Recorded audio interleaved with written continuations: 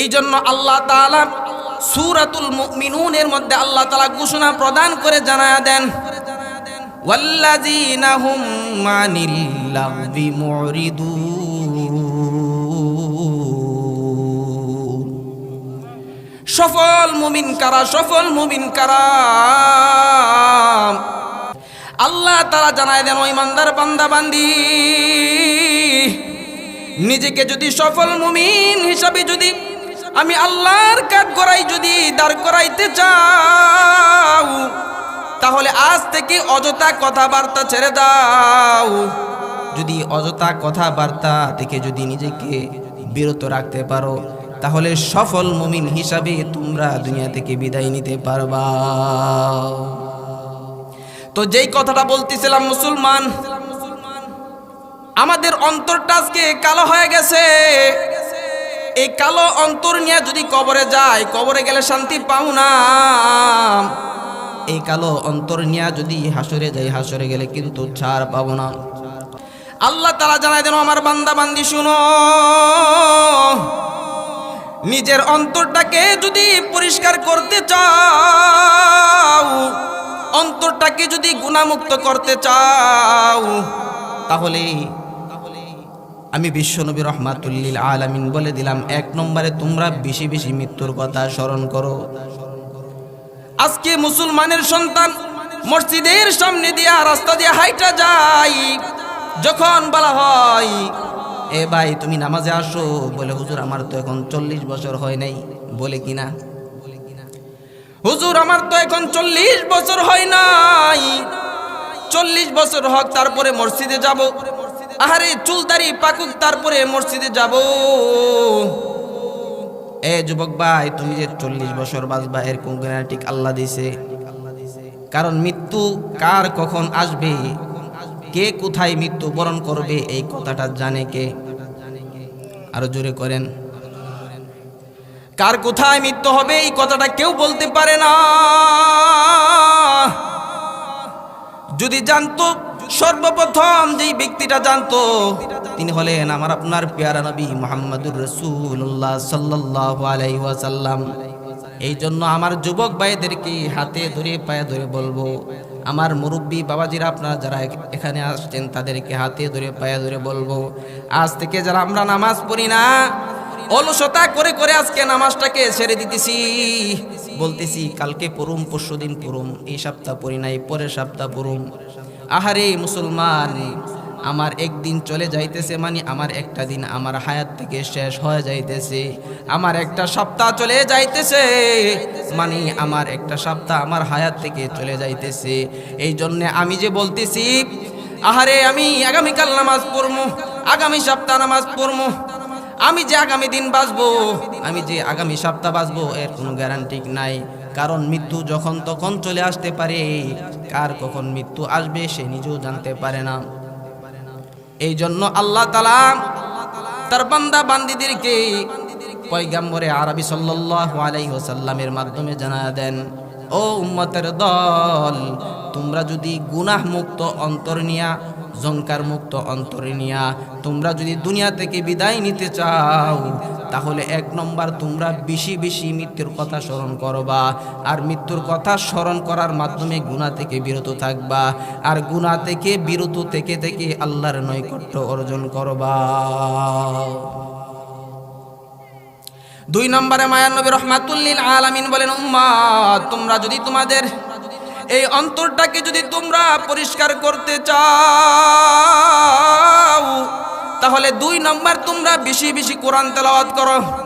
আজকে মুসলমানের সন্তান সপ্তাহ কি সপ্তাহ চলে যায়, মাস কি মাস চলে যায়, কোরআনটাকে একটু হাতে নিয়েও দেখি না। এই জন্য আজকে আমাদের উপরে তো আযাব গজব আসতেছে, বলেন ঠিক না বেঠিক? সাহাবাই কেরামের জমানায় তারা কোরআনকে এত পড়তো, কোরআনের উপরে এত আমল করতো, নিজেও কোরআন পড়তো, তার সন্তানদেরকেও কোরআন পড়ার আদেশ দিত। আজকে আমরা নিজেও কোরআন পড়ি না, সন্তানদেরকেও কোরআনের আদেশ দেই না। নিজেও কোরআন পড়লাম না, সন্তানটাকেও কোরআনের ইলম শিখাইলাম না। নিজেও কোরআন মধ্যে চললাম না, সন্তানটাকেও কোরআনের আমল আমরা শিখাইলাম না। এই জন্য আজকে আমাদের এত মুসিবত, এই জন্য আজকে আমাদের এত আযাব, এত গজব, এত ফিতনা ফাসাদ দুনিয়ার মধ্যে তবজির দানার মতন পড়তেছে। জোরে বলেন ঠিক না বেটি?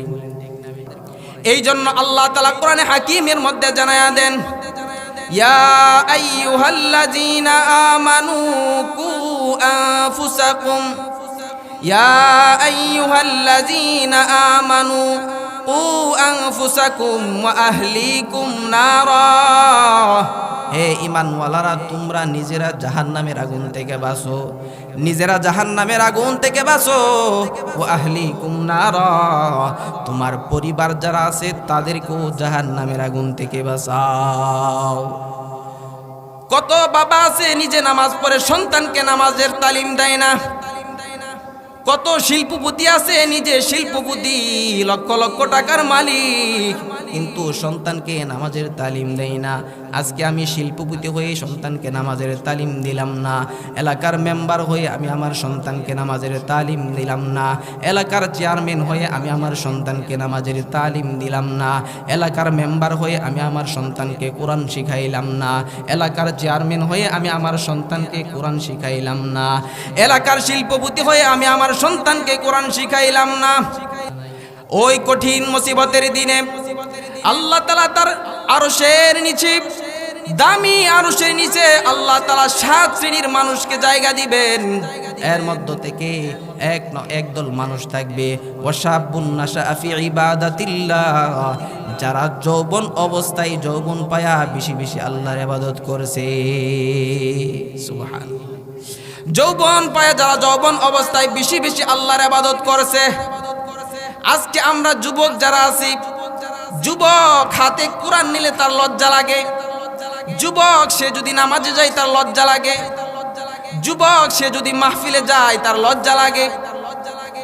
শয়তান এমন ভাবে গুনাহ করাইতে করাইতে তার দিলটাকে এমন ভাবে কালো করছে, সে এখন আর কোরআন হাতে নিলে তার ভালো লাগে না, নামাজ পড়লে তার ভালো লাগে না, রোজা রাখলে তার ভালো লাগে না, মাহফিলে আসলে তার ভালো লাগে না, তার গান শুনতে মন চায়, তার নাচ দেখতে মন চায়, সে গানের মঞ্চের আসরে যাইতে মন চায়, সুদ খাইতে মন চায়, ঘুষ খাইতে মন চায়, মিথ্যা কথা বলতে মনে চায়, কবিরা করতে মনে চায়, এইরকমভাবে পাপাচারে সে লিপ্ত হতে মন চায়। কারণ তার অন্তরটা কালো হয়ে গেছে। ওই অন্তর দিয়ে সে নামাজ তার ভালো লাগবে না, অন্তর দিয়ে কোরআন তেলাওয়াত করতে তার ভালো লাগবে না, অন্তর দিয়ে তার নামাজ পড়তে ভালো লাগবে না, অন্তর দিয়ে সে কোরআন তেলাওয়াত করতে শুনতে তার ভালো লাগবে না, মাহফিলে আসতে ভালো লাগবে না। এই জন্য আমার বাবাজিরা, ও যুবক ভাইয়েরা, ও পর্দার আড়ালের আম্মা জানেরা, আমরা এই অন্তরটাকে পরিষ্কার করার দরকার আছে না নাই? আমরা যদি আমাদের এই অন্তরটাকে পরিষ্কার করতে চাই, 1 নম্বর বেশি বেশি মৃত্যুর মুরাকাবা করব, বেশি বেশি মৃত্যুর কথা স্মরণ করব, আর গুনাহ থেকে বিরত থাকব। 2 নম্বর বেশি বেশি কোরআন তেলাওয়াত করব। কোরআন তেলাওয়াত যখন বেশি বেশি করব, তখন আমার অন্তরের ময়লা পরিষ্কার হতে থাকবে। আর ওই পরিষ্কার অন্তর নিয়ে যখন কবরে যাব, তখন কবরটা আমার জন্য জান্নাতের বাগানে পরিণত হয়ে যাবে। মায়ার নবী রাহমাতুল লিল আলামিন বলেন, ক্বালান নবী সাল্লাল্লাহু আলাইহি ওয়াসাল্লাম, আল কবরু রাউযাতুম মিন রিয়াজিল জান্নাহ আও হুফরাতুম মিন হুফারিন নার। মায়ার নবী রাহমাতুল লিল আলামিন জানায়া দেন, ও উম্মতের দল, এই কবরটা কারো জন্য হয়ে যাবে জান্নাতের বাগান, আবার কারো জন্য কবরটা হয়ে যাবে জাহান্নামের গর্ত। কার জন্য কবরটা জান্নাতের বাগান, আর কার জন্য কবরটা জাহান্নামের গর্ত। মায়ার নবী রাহমাতুল লিল আলামিন জানায়া দেন, উম্মত, এই কবরটা ইন্নাল আবরার লাফি নাঈম ওয়া ইন্নাল ফুজ্জার লাফি জাহিম। মায়ের নবী রাহমাতুল লিল আলামিন জানায়া দেন, এই কবরটা যারা নেক আমল নিয়ে কবরে যাবে, যারা নামাজ পড়ে পড়ে কবরে যাবে, কোরআন তেলাওয়াত করে করে কবরে যাবে, এই অন্তরটাকে যারা পরিষ্কার পরিচ্ছন্ন করে কবরে যাবে, তাদের জন্য কবরটা হয়ে যাবে জান্নাতের বাগান। অপরদিকে গুনাহ নিয়ে নামাজ না পড়ে, রোজা না রেখে, মিথ্যা কথা বলে, কবিরা গুনাহ করে, জিনা করে, সুদ খেয়ে, ঘুষ খেয়ে অন্তরটাকে যদি পরিষ্কার না করে যায়, তাহলে মায়ার নবী রাহমাতুল লিল আলামিন জানায়া দেন, ওই ব্যক্তির জন্য কবরটা হয়ে যাবে জাহান্নামের গর্ত। আমি আপনি যখন মারা যাব, এই জন্যই তো বলি মৃত্যুর কথা স্মরণ করবেন। দেখেন মৃত্যুই কিন্তু আমাদের প্রথম মঞ্জিল। আল্লাহ নবী বলেন, উম্মাত তোমার ভবিষ্যৎ তো হলো মৃত্যু। তুমি যে এই মৃত্যুর কথা চিন্তা করতেছো না, কবরে গেলে তোমার কি অবস্থা হবে শুনো। আমি আপনি যখন মারা যাব, মারা যাওয়ার পর আমাকে যখন আমার বাড়ির লোকেরা যখন গোসল দেওয়াইয়া কাফন পরাইয়া 3 টুকরা সাদা কাপড়ে প্যাকেট বানায় যখন কবরে রেখে আসবে, 40 কদম দূরে আসার পর হাদিসের মধ্যে আসছে জাআনে মালাকান, 2 জন ফেরেশতা আসবে, ওয়াজলিসান এবং আমাকে আপনাকে বসায়া দিবে। ওই 2 জন ফেরেশতা আমাকে আপনাকে প্রশ্ন করবে, এ বান্দা বল মার রব্বুকা। 1 নম্বর প্রশ্ন করবে মার রব্বুকা, বলো তোমার রব কি।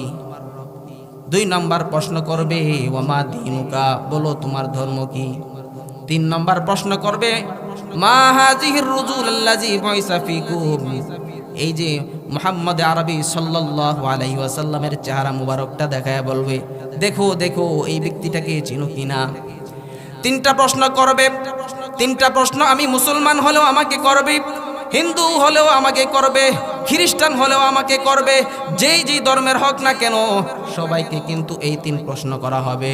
এবার প্রথম প্রশ্নের উত্তর, আমি যদি রবের কাজ মার রব্বুকা, আমি যদি আমার রবের কাজ আমার প্রভুর কাজ নামাজ পড়ে রোজা রেখে ইবাদত বন্দি করে ঈমান আমল নিয়ে অন্তরকে পরিষ্কার পরিচ্ছন্ন করে যদি কবরে যায়, তাহলে অটোমেটিক আমার মুখ দিয়ে চলে আসবে রব্বি আল্লাহ, আমার রব হলো আমার আল্লাহ। 2 নম্বর ওয়ামা দীনুকা প্রশ্ন করা হবে, আমি যদি ধর্মের কাজ করে দুনিয়া থেকে বিদায় নেই, আমার মুখ দিয়ে অটোমেটিক চলে আসবে দ্বীন আল ইসলাম, আমার মুখ দিয়ে চলে আসবে আমার ধর্ম হলো ইসলাম। ঠিক তেমনিভাবে 3 নম্বর প্রশ্ন করে বসবে মা হাযিহির রুজুল, এই যে বলো তোমার নবী কে ছিল, তোমার নবী কে ছিল।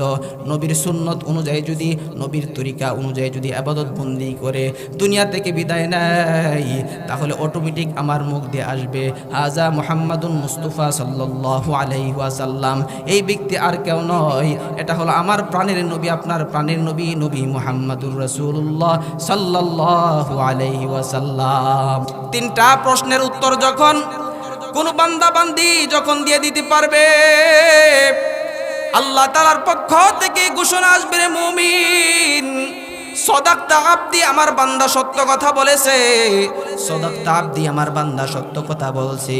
আফরিশুহু মিনাল জান্নাহ ওয়া আলবিসুহু মিনাল জান্নাহ, আমার বান্দার কবরের মধ্যে জান্নাতের বিছানা বিছায়া দাও, আমার বান্দার কবরের মধ্যে জান্নাতের বিছানা বিছায়া দাও।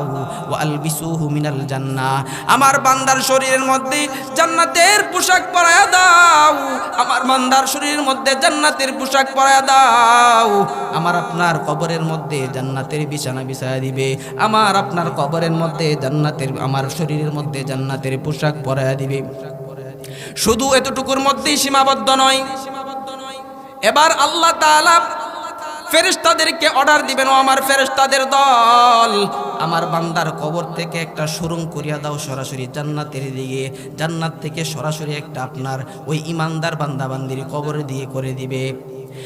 আর ওই জান্নাত থেকে সুন্দর সুন্দর নাজ নিয়ামত এবং জান্নাতের হাওয়া আমার আপনার কবরে আসতে থাকবে। এবার ইমানদার বান্দা বান্দিকে আল্লাহ তাআলা ডেকে ডেকে বলবেন, ও বান্দা বান্দি তুমি একটা জান্নাতি ঘুম দাও, জান্নাতি একটা ঘুম দাও। বান্দা তখন জান্নাতি একটা ঘুম দিবে, নুম কানাউমাতিল আরস, হাদিসের মধ্যে আসছে এই ইমানদার বান্দা বান্দি তখন এমন একটা ঘুম দিবে, এমন একটা ঘুম দিবে রে ভাই, যে ঘুমে কিয়ামতের ইসরাফিলের সিঙ্গার ফুৎকারের আগ পর্যন্ত সে ঘুমাইতে থাকবে। ইসরাফিলের সিঙ্গার ফুৎকারের আওয়াজ শুনে সে উঠবে, উঠে বলবে, আহারে আমার কাঁচা ঘুমটাকে এই মুহূর্তে ভাঙাইলো। আল্লাহ তাআলা তখন ডেকে ডেকে বলবেন, ও বান্দা তুমি বলতেছো এই মুহূর্তে তোমার ঘুম ভাঙাইলো, কিন্তু তুমি জানো না তুমি এই কবরের মধ্যে কমপক্ষে 40,000 বছর তুমি এই কবরে ঘুমাইছো। কত বছর? তাহলে এটা হলো জান্নাতি বান্দা বান্দীদের পরিচয়। পরিষ্কার দিলওয়ালা যারা, তারা যদি কবরে যায় তাদের পরিচয়টা বললাম। এবার শুনেন, যদি জাহান্নামী বান্দা হয়া, বেনামাজি বান্দা হয়া, সুদ খায়া ঘুষ খায়া যদি কবরে যায়, অন্তরটা কি যদি জঙ্কারওয়ালা অন্তর নিয়ে কবরে যায় তাহলে কি পরিণত হবে? ঠিক তেমনি ভাবে তাকেও তিনটা প্রশ্ন করা হবে। মার রব্বুকা, গুনাহগার বান্দা বলবে লা আদরি লা আদরি, আমি কোনো কিছু জানি না। ওয়া মা দীনুকা, লা আদরি লা আদরি, আমি কোনো কিছুই জানি না। মা নবিয়ুকা, তোমার নবীকে আমি কোনো কিছুই জানি না। লা আদরি লা আদরি, আমি কোনো কিছুই জানি না। এইরকম ভাবে তিনটা প্রশ্নের উত্তর যখন বেনামাজি দিতে পারবে না, সুদখোর ঘুষখোর যখন তিনটা প্রশ্নের উত্তর দিতে পারবে না, তখন আল্লাহ তাআলার পক্ষ থেকে ঘোষণা চলে আসবে। আল্লাহ তাআলা ডেকে ডেকে বলবেন, কাযাবতা আবদি, আমার বান্দা মিথ্যা কথা বলেছে, আমার বান্দা মিথ্যা কথা বলেছে রে মুমিন। আফরিশুহু মিনান নার, আমার বান্দার কবরের মধ্যে জাহান্নামের আগুন ধরায়া দে। বেনামাজি সুদখোর ঘুষখোরের কবরের মধ্যে জাহান্নামের আগুন ধরায়া দিবে। ওয়া আলবিসুহু মিনান নার, বেনামাজি পাপাচারের কবরের মধ্যে তার শরীরের মধ্যে জাহান্নামের পোশাক আইনা পরে দাও, নাউজুবিল্লাহ। আমার ভাই, রাতের বেলা একটু বালিশের সাথে মাথা লাগায় চিন্তা করি, আমি যে আজকে নামাজ পড়তেছি না, আমি যে আজকে আল্লাহর কথা মানতেছি না, উলামায়ে কেরামের কথা শুনতেছি না, এই দশালিয়া রওজাতুল উলুম নুরানি মাদ্রাসার উদ্যোগে এত বড় আয়োজন, উলামায়ে কেরামকে দাওয়াত করে আনছেন, তারা কোরআন হাদিসের বাণী শোনায় গেছেন। আমি এক কান দিয়ে শুনলাম, আরেক কান দিয়ে বাহির করে দিলাম, এর উপর আমি আমল করলাম না। আল্লাহ তাআলা হাসরের ময়দানে সেদিন তোমাদেরকে ধরবে। আল্লাহ তাআলা সেদিন তোমাদেরকে কি বলবে জানোনি? আল্লাহ তাআলা সেদিন আমাদেরকে ডেকে ডেকে বলবে, বেনামাজি বান্দাদেরকে ডেকে ডেকে বলবে, ও বান্দা বান্দি শুনো, আলাম ইয়াতিকুম নাযীর, ও বান্দা বান্দি, দুনিয়াতে কি তোমাদের জন্য, তোমাদের মাঝে কি আমি বিধি প্রদর্শনকারী কোন নবী রাসূল পাঠাই নাই? ও দশালিয়া এলাকার মুসলমান শুনো, তোমাদেরকে কি আমি নবী রাসূল পাঠাই নাই? তোমাদের মধ্যে কি আমি উলামায়ে কেরাম পাঠাই নাই? আমার দেওয়া নবীর ওয়ারিস, আল উলামা ওয়ারাসাতুল আম্বিয়া। আহারে, এইরকম মাদ্রাসার মধ্যেই কিন্তু উলামায়ে কেরাম তৈরি হয়, বড় বড় আল্লামা তৈরি হয়, বড় বড় হাফেজে কোরআন তৈরি হয়, বড় বড় শাইখুল হাদিস মুহাদ্দিস তৈরি হয়। ও দশালিয়া এলাকার গ্রামের মুসলমান, আল্লাহ তাআলা সেদিন ডেকে ডেকে বলবে, ও বান্দা বান্দি, তোমাদের মধ্যে কি উলামায়ে কেরাম তোমাদেরকে বয়ান করে করে শোনায় নাই? নামাজ না পড়লে কি গুনাহ হবে? সুদ খাইলে কি গুনাহ হবে? ঘুষ খাইলে কি গুনাহ হবে? মিথ্যা কথা বললে কি গুনাহ হবে? এইভাবে কি তোমাদের কি রাতের বেলায় বয়ান করে করে শোনায় নাই? আহারে, তোমরা বয়ান শোনাইছি ঠিকই, কিন্তু তোমরা কিন্তু বয়ানের উপর আমল করো নাই। আল্লাহ তাআলা সেদিন উদাহরণ দিয়ে দিয়ে আল্লাহ তাআলা, বান্দা তখন মিথ্যা কথা বলতে থাকবে, বান্দা বলবেন না না আমরা শুনি নাই। এবার আল্লাহ তাআলা বান্দার জবানটাকে বন্ধ করে দিবে রে মুমিন। জবানটাকে বন্ধ করে আল্লাহ তাআলা সেদিন সমস্ত অঙ্গ প্রত্যঙ্গের জবান খুলে দিবে। জোরে কোন আল্লাহু আকবার। আল্লাহ তাআলা সেদিন বান্দার জবানের, আল্লাহ তাআলা সেদিন বান্দার অঙ্গ প্রত্যঙ্গের জবান খুলে দিবে। এটা আমার কোন কথা না, আল্লাহ তাআলা সূরাতুল ইয়াসিনের মধ্যে জানায়া দেন, আল ইয়াউমা নাখতিমু আলা আফওয়াহিহিম ওয়া তুকাল্লিমুনা আইদিহিম ওয়া তাশহাদু আরজুলুহুম বিমা কানু ইয়াকসিবুন।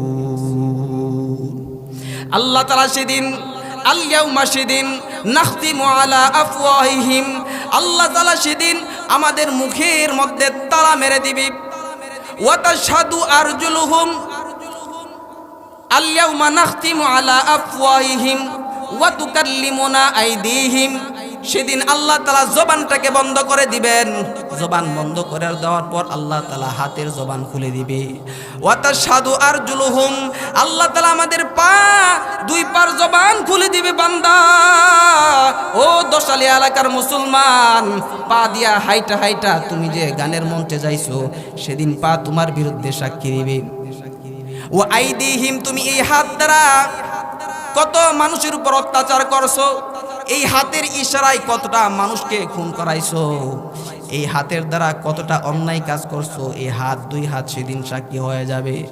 অতএব বান্দা বাঁচার কোনো সুযোগ নাই।